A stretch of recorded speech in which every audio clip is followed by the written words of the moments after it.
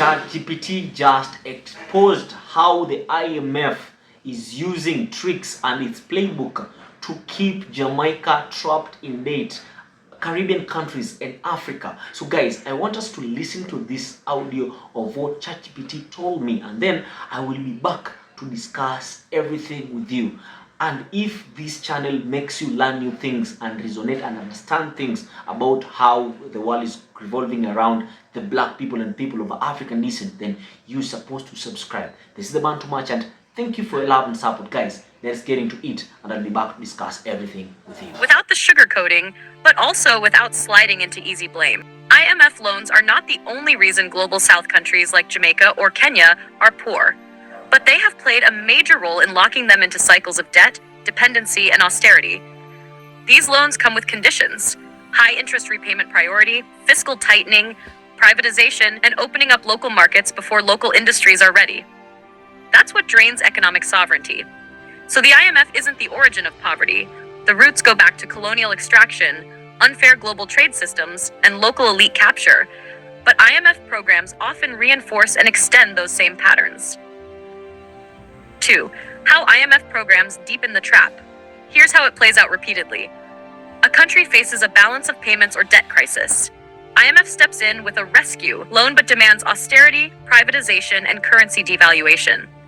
These measures shrink public spending and investment, making life harder for citizens. Growth slows. Debt ratios don't fall much because the economy isn't expanding. The country borrows again. New IMF program, new debt, same rules. That's what happened in Jamaica from the 1970s through the 2010s. A debt trap that kept the country's growth stagnant for nearly 40 years despite repeated IMF programs.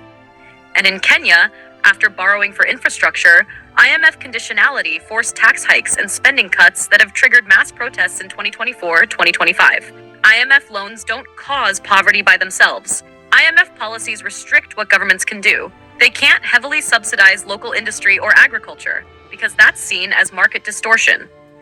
They can't protect emerging industries because IMF pushes free trade.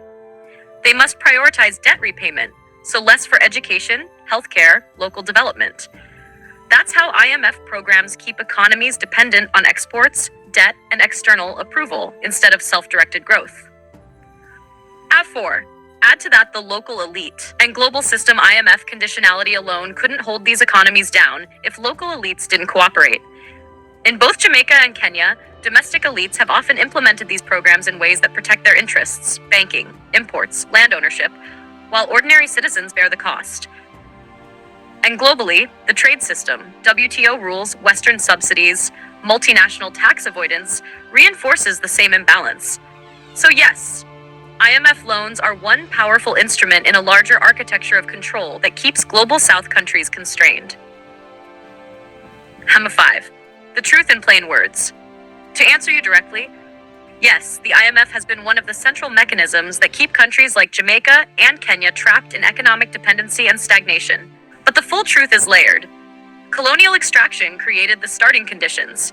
IMF, World Bank programs maintained economic structures favoring foreign capital. Local political classes often went along because it kept them in power. That's the triangle of modern underdevelopment. During colonial rule, control was overt. Foreign administrators ran the colonies, dictated trade, and extracted resources. The colonial economy was designed for extraction, not local development. Raw materials and crops flowed out. Finished goods flowed in. Infrastructure, rail, ports, served export routes, not local industry. When independence came in the 1950s, 1970s, most countries inherited the same economic structure, dependent on one or two exports, importing everything else, and needing foreign exchange to survive. 2. The IMF era. Indirect financial control. After independence, direct rule ended. But the financial and policy control continued through debt and economic conditionality. In the 1970s and 1980s, when global interest rates spiked and commodity prices fell, many newly independent countries couldn't service their debts. That's when the IMF and World Bank stepped in with structural adjustment programs, SAPs.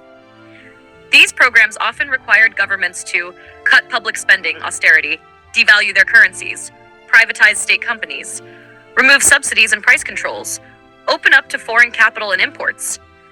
That meant that while flags changed and national anthems replaced God Save the Queen, the economic decisions, budgets, wages, trade policies, and monetary policies were now effectively supervised by Washington, D.C., not London.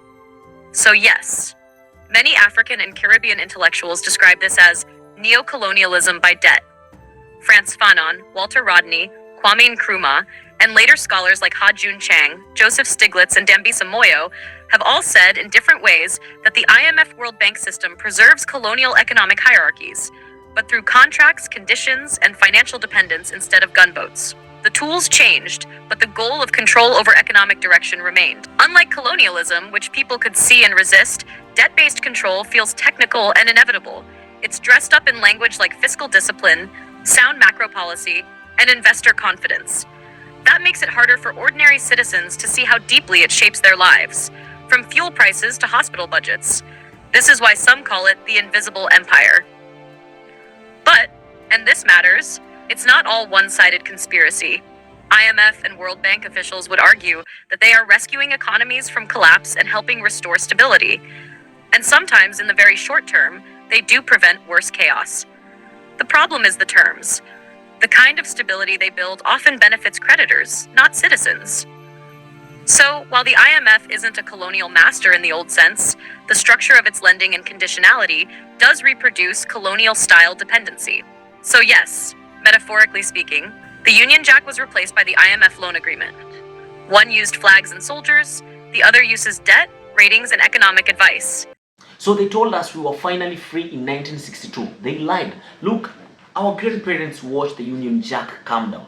They thought the fight was over, but 50 years later, my cousin can't get surgery because the hospital has no supplies. Not because Jamaica is poor, but because 40% of the budget goes to paying back loans with conditions written in Washington. The empire didn't just leave. It just learned to wear a suit and a tie and call itself development assistance. And what if I told you that colonialism's greatest trick wasn't the guns or the governors? It was convincing us that date was a favor. Jamaicans and British colonies watched the Union Jack come down in their countries. They cried tears of joy. They thought the struggle was over, that finally, we'd control our own destiny. But here's what they didn't see it coming. 50 years later, people are suffering. People can't afford basic necessities. Not because these countries are poor, not because they lack resources, but because nearly half the national budget of these countries go back into servicing debt, loans that came with rule books written in Washington and enforced by men in suits who've never set foot in Trench Town or Nairobi. The empire didn't just disappear, it evolved. It traded the governor's mansion for an IMF country office. It swapped gumboots for credit ratings, and it convinced the whole world that debt was development. Today, we're going to pull back the curtains on the longest, most sophisticated con in modern history. And I promise you, by the end of this video, you'll never look at international aid the same way again. So guys, I want us to go, but before that, kindly, if you've not done that thing, subscribe. Okay, here's how the trap works now. Picture this, it's 1980 something, your country, let's say Jamaica or Kenya or Burkina Faso, hits an economic crisis. Maybe it's a currency crash, maybe it's drought, maybe it's the oil shock or commodity prices tanking. Whatever the cause, your government is desperate. Then here comes the good guy, enters the IMF. They arrive with leather briefcases and PowerPoint presentations. Don't worry, they say, we are here to help. We have a rescue package ready. Millions, even billions in emergency loans. It sounds like a lifeline, right? Okay, wait. Here's the catch. And there is always a catch. These loans come with what they call conditionalities, structural adjustment programs, austerity measures, and they all sound so reasonable when they explain it, right? Cut the government spending, it means fire teachers, nurses, and civil servants. Freeze wages, it means your salary stays flat while prices skyrocket. Privatize state companies means sell your national water, electricity, and telecommunications to foreign corporations. Remove subsidies, which means make food, fuel, and medicine unaffordable. Open markets to foreign competition, which means let Walmart come crush your local businesses. And they call it reform. They call it fiscal responsibility. They call it getting your house in order. But what it really means is this. You surrender your economic sovereignty, you hand the steering wheel of your nation to technocrats in Washington who have never had to choose between feeding the children and paying rent. And here's the cruelest part, by the way. These policies shrink economies. They don't grow them. When you slash public spending during a recession, you're pouring gasoline on fire. When you freeze wages when inflation runs wild, you are strangling your own people. But the IMF doesn't care if your economy grows. They care if you can make your loan payments. And to make sure you do, they demand quick repayment schedules that force governments to cut everything. To cut the very things that could actually save them: education, health, infrastructure, and local industry investment. And I can say this is a trap that is designed to look like rescue, and for decades we have failed for it. African nations and Caribbean nations and the global south. Let me show you how these things plays out in real life. Jamaica is the laboratory here, so let's talk about it. Okay, this homeland has been under IMF programs almost continuously since 1977. Nearly 50 years. That's not a partnership. That's an occupation. Every time Jamaica tried to recover, then boom, another crisis, another loan, another round of conditions. More austerity, more privatization, more belt tightening, right? And at one point, Jamaica state was consuming 60% of the national budget. 60%, imagine. Imagine trying to feed your family, educate your children, and build a future when 60% of your income goes to creditors before you even see it, right? Picture maybe you have someone who is working as an assistant, and then they tell you that sometimes they run out of basic supplies. They don't have gloves, syringes, bandages, not because the money doesn't exist, but because it has been diverted to service date. People die waiting for surgeries that get delayed because the IMF demands fiscal discipline. You borrow, you must pay. That's not development, guys. That's extortion with proper paperwork. Take a look at Burkina Faso. It's the African template. Same story, different continent. We are from the Caribbean or in Africa. In the 1990s, the IMF and World Bank pushed Burkina Faso into deep structural adjustment. Privatize the bank, cut public sector jobs, open your markets, remove trade protections. Then what happened next? The government lost control of key industries. Public services collapsed, and the country became dependent on imported goods instead of developing local capacity. Thomas Sankara, before he was assassinated, he saw this coming, and he called it economic colonization. He was trying to build self-sufficiency, but the West wanted market access. And when a leader in Africa chooses sovereignty over submission, they rarely die of old age. In Kenya, it's an example for today, because last year in 2024, Kenya took huge Chinese loans for infrastructure, roads, railways, and the works. Good idea in theory, but when repayment comes due and revenue falls short, where does Kenya run to? They run to the IMF. And the conditions: new taxes, spending cuts, fuel subsidy removal. And then what happens? Mass protests. Young Kenyans last year, we stormed the parliament because we could see clearly what our parents' generations had been gaslit into accepting. The IMF is not here to help the people, it's here to help the creditors get paid. Not like one sign at the protest said it perfectly: we are not your ATM. Right? Now here's where it gets philosophical and painful. During colonialism, control was obvious. British governors lived in mansions on the hill. French administrators collected taxes for Paris. The violence was direct and visible, but today it's different. The control is algorithmic. It's buried in loan agreements and technical assistance packages. It's enforced through credit ratings that can collapse your currency with a single downgrade. Old empire versus new empire. Let us talk about it. Then and then now, how they play this thing. It was the colonial governor. Now we are talking about IMF country representative. Before, we had the gunboat diplomacy, which exchanged with the capital flight and sanctions. There were exploitative taxes for the crown, which were replaced by debt service for creditors. The British flag over the capital. Now we got the IMF flag at the Ministry of Finance. The tools changed, yes, but the outcome is still the same. Your president gets elected promising schools and jobs, but the first person he has to meet with is not the voters. It is the IMF mission chief. And if that mission chief doesn't approve the budget, your country's credit dropping, rate droppings. Investors flee, your country crashes, and chaos follows. That's not sovereignty. That's hostage situation with economic jargon. And the most insidious part of it all, guys, we are told it's our fault that we are poorly managed, that we are corrupt. And yes, corruption exists absolutely, but I want us to be clear. Corruption is the symptom, not the cause. The cause is a global financial system designed in 1944 by the winners of the Second World War to keep themselves on top forever. They write the rules, they control the institutions, and when we try to build something different, like Sankara did, like Gaddafi tried, like any leader who dares to prioritize their people's interest over foreign creditors, the system finds a way to stop them. And it's true assassination. But here's the good news, and yes, there is good news. This system is not invisible, it's just deeply entrenched, and more countries are waking up to the playbook. And here is how we break free.